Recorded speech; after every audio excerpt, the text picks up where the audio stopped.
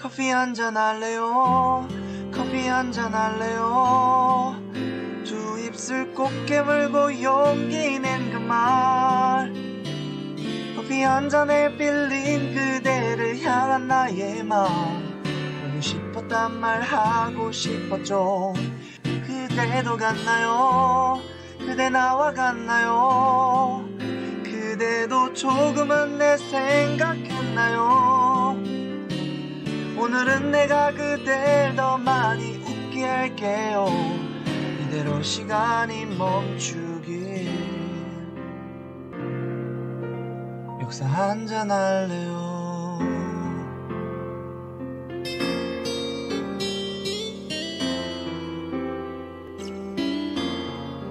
우철쌤의 역사 카페.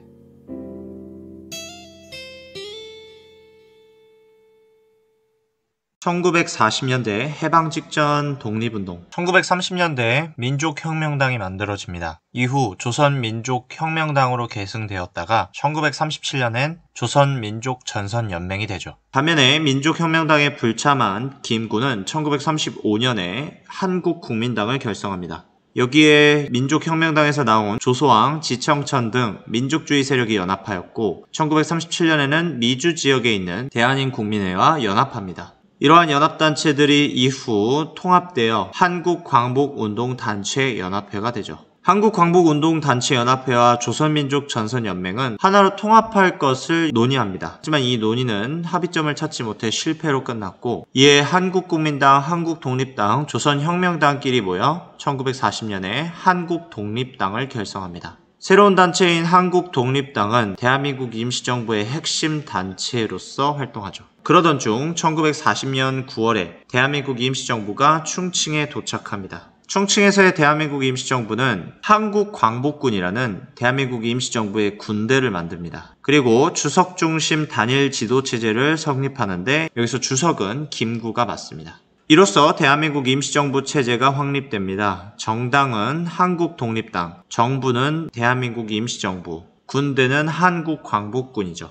한국광복군의 활동을 살펴보면 사령관은 지청천이 맡습니다. 그 다음 중국국민당의 군사 원조를 받았고요. 한국광복군 행동준수 9개 조항을 작성했습니다. 여기에는 한국광복군이 중국군사위원회의 간섭을 받는다라고 되어 있죠. 이것은 중국국민당의 군사원조를 받는 대가라고 보시면 되겠습니다. 그리고 한국광복군은 중국군 부대에 배치되어 비정규전에 참전했습니다. 여러가지 임무를 맡았는데 선전활동, 일본군 사기를 저하시키는 활동이며 공작활동, 일본군에 있는 한국인 학병을 독립군으로 유도하는 활동, 일본군 포로신문, 일본군 문서 번역을 해왔습니다. 그러던 중 1931년 태평양 전쟁이 발발합니다. 미국의 압박에 못 이겨 일본이 하와이에 있는 미군의 해군 기지 진주만을 폭격하죠. 그것이 태평양 전쟁인데요. 여기에 대한민국 임시정부가 정식으로 일본에 선전포고를 합니다. 그러던 중 1942년 김원봉의 조선의용대 본부가 한국광복군에 합류하면서 군사력이 강해졌고, 한국광복군은 이후 연합군과 합동작전을 전개합니다. 1943년 영국군의 요청으로 미얀마, 인도 전선에 공작대를 파견하여 일본인 포로를 신문하거나 일본군 문서를 번역하거나 선전활동을 했습니다. 그러던 중 미국 전략정보국 OSS와 협력하여 국내 정진군을 조직합니다. 국내로 투입해서 유격할 요원을 훈련하죠. 그렇게 한국인의 힘으로 한반도를 독립할 생각으로 8월 20일 날 작전을 계획합니다. 하지만 미국이 8월 6일과 8월 9일 두 차례 원자폭탄을 투하하였고, 이를 견디지 못한 일본 천황이 8월 15일에 무조건 항복을 선언하면서 이 국내 진공작전은 무효로 돌아가죠.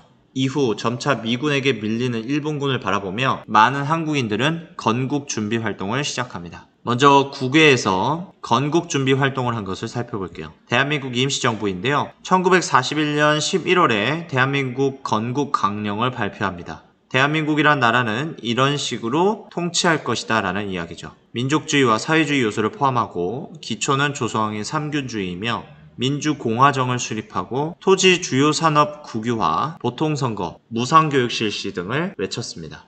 이후 1944년 대한민국 임시헌장을 개정합니다. 국민의 기본권을 보장하고 3권을 분립하고자 하죠. 다른 국외 건국 준비 활동으로 조선독립동맹이 있습니다. 조선독립동맹은 중국 화북지방에서 사회주의자들이 중심이 되어 만든 단체이고 1942년 건국강령을 발표합니다. 우리가 만들 나라는 이런 식이다. 토지 분배하고 남녀가 평등하고 의무교육을 실시하며 보통선거를 통해 민주공화국을 수립하겠다라는 내용이 담겨져 있죠. 다음으로 국내에서 건국 준비 활동을 한 조선건국동맹단체에 대한 설명입니다. 1944년 여운형이 중심이 되어 만들었고요. 민족주의자와 사회주의자가 결합한 단체였습니다. 비밀결사단체였고 농민동맹을 결성했고 지방단체를 조직하였고 군사위원회를 조직하였고 민주주의 원칙에 따라 국가를 건설했고 국외 세력과 연합작전을 계획합니다. 이후 1944년 건국강령을 발표했습니다. 자, 이번엔 국제사회의 상황입니다. 한국의 독립을 약속했는데요. 어떻게 약속했는지 바라봅시다. 먼저 2차 세계대전 유럽전쟁이 연합군의 유리한 분위기로 흘러갑니다. 1943년 11월 이집트 카이로에서 회담을 여는데 이때 참석한 것이 미국, 영국, 중국입니다. 한국에 대한 독립 문제를 최초로 논의한 회담이 되겠습니다. 이후 카이로 선언을 발표하였는데 적당한 시기에 한국을 독립시키겠다라는 약속을 받습니다.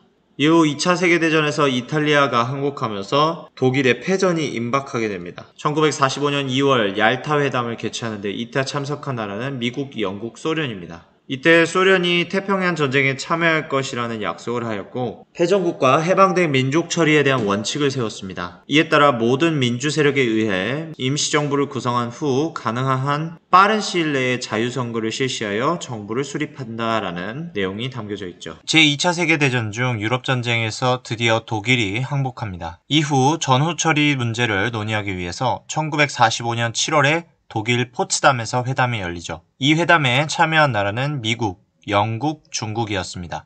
여기서 일본에게 무조건 항복을 요구합니다. 이 회담 이후 발표된 포츠담 선언에서 카이로 선언 때의 한국 독립을 다시 확인할 수 있었죠. 일본은 항복하지 않았고 전쟁을 계속했습니다. 그렇게 되자 미국이 1945년 8월 6일, 8월 9일 원자폭탄 2개를 히로시마와 나가사키에 떨어뜨렸고 이러한 상황을 본 천황은 1945년 8월 15일 무조건 항복을 선언합니다. 이로써 한국인이 해방을 맞이합니다.